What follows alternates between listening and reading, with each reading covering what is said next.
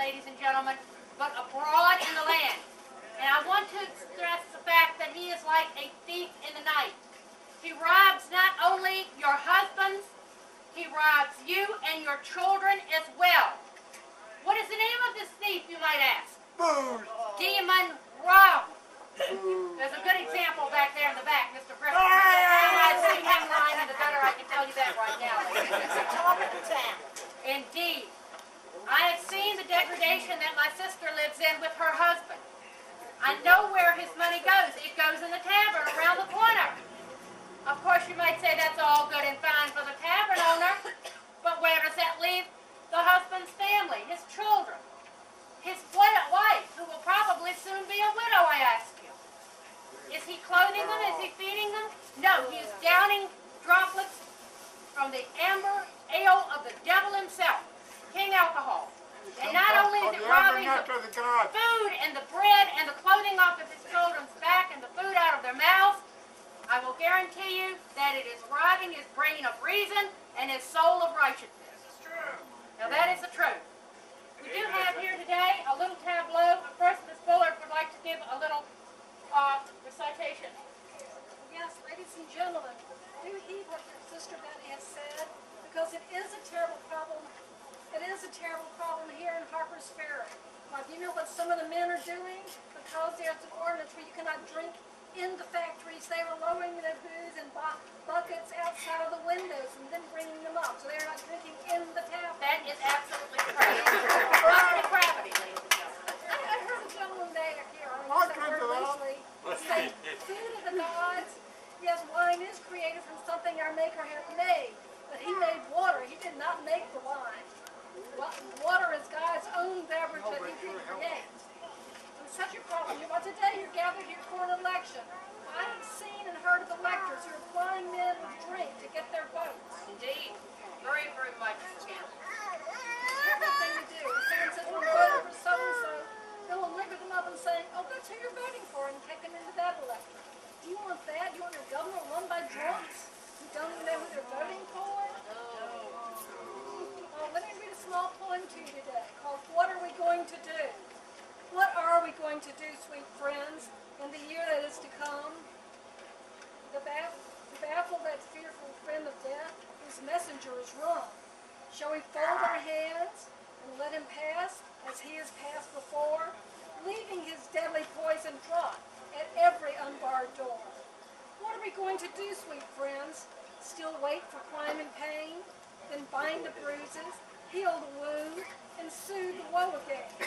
Let the fiend still torture the weary wife, still poison the coming child, still break the suffering mother's heart, still drive the sister wild, still bring to the grave the gray-haired sire, still martyr the brave young soul, till the waters of death, like a burning stream, will the whole great nation roll, and poverty take the place of wealth, and sin and crime and shame have grown to the very depths of hell, the highest and the proudest name. Is this our mission on earth, sweet friends, in the years that are to come? If not, let us rise and do the work against the spirit of Rome. There is not a soul so poor and weak in all this goodly land, but is against this evil of whom they speak, and lift a warning hand. And lift a warning hand, sweet friends, with a cry for home and heart, adding voice to voice, till the sound shall sweep, like drums death hell over the earth. And the weak and the wavering shall hear, and the frank grow brave and strong, and the true and the good, and the great and the wise, join hands to fight this wrong. Indeed. Join us in this fight against evil Indeed. alcohol. Remember this election day that as the world goes, so goes the hope.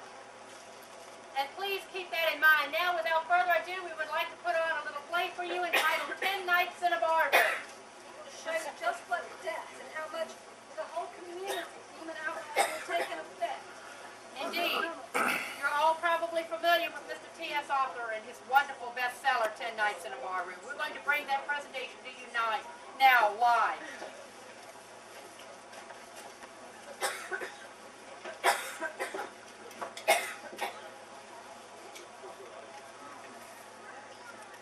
The miller opens a tavern with Morgan Slade sells his mill and opens the Sickle and Sheep Tavern. He puts his protesting wife in the kitchen and his son behind the bar. Slade is genial, and the tavern is inviting.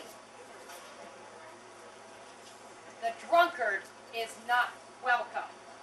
Joe Morgan, Slade's former partner in the mill, is the only unwelcome guest at the tavern. Morgan doesn't know when to stop drinking, and his daughter, Mary, calls for him nightly. Good heavens! He's killed her! A year later, Slade has become a hateful money grasper. In a rage, he throws a glass at Morgan. The glass misses Morgan and strikes little Mary, fatally injuring her.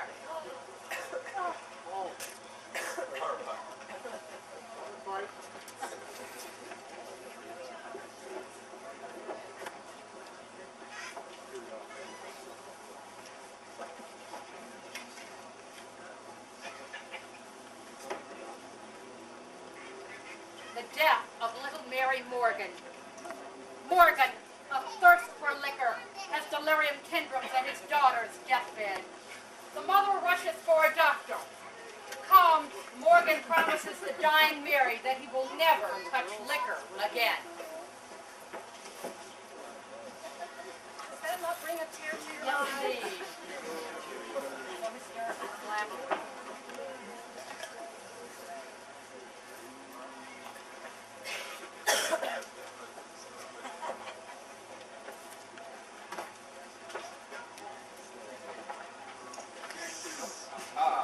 William, my lad. Oh, you have a call. Nothing like a quick game of a friendly game of cards, fun and fun. Willie To you, knave, I won. Willie To becomes you, a drunkard. knave, I won. Oh, well, that's It's right. you, knave, I won. You, sir, are a cur. You're worse than a lawyer. Indeed, sir. You on And honest to you, game. ace, I won. You on honest game. For 10, I won. This cannot be right. This cannot be right. Indeed, Let me sir. see the cards, sir. There are plain as yard. No, Queen to no. you, king, I've won. No, this cannot be right. You, sir, are a cur. 4 to you, 8, I've won. You should not get money from me, sir. Not when you deal cards like this. 7, 9, I've won again, sir. No, you're a cheat. You're a dishonorable Sir, cheat. that's a damnable No, lie. I you're a resent that, cheat, sir. I did that. I desire my money back. Indeed, sir. No. As you can see, Willie has become a drunkard. A gambler in cahoots with Slade gets Willie in a card game. Willie calls the gambler a crook and is in turn killed. Willie's mother falls dead I when must she away. sees I her must away. slain son. Sink me. We can have this date. Oh, I think I've broken my leg. Oh, geez. And this, ladies and gentlemen, is what is known as a Can a ham. boost do anybody?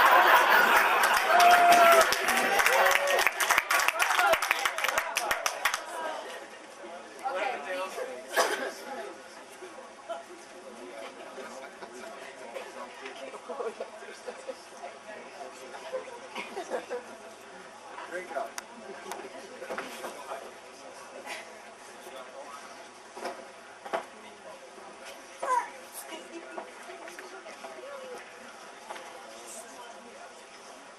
A deplorable situation. 2 years later, the Sickle and Sheep is dirty and falling into decay. Guests are coarse and vulgar. Slade has become brutal. His son is a loafer. Both have become drunkards and they quarrel continuously. Frank Slade, you have killed your father! One night, the son hits his father with a bottle. Mr. Slade dies. The son is placed in jail. Mrs. Slade goes insane.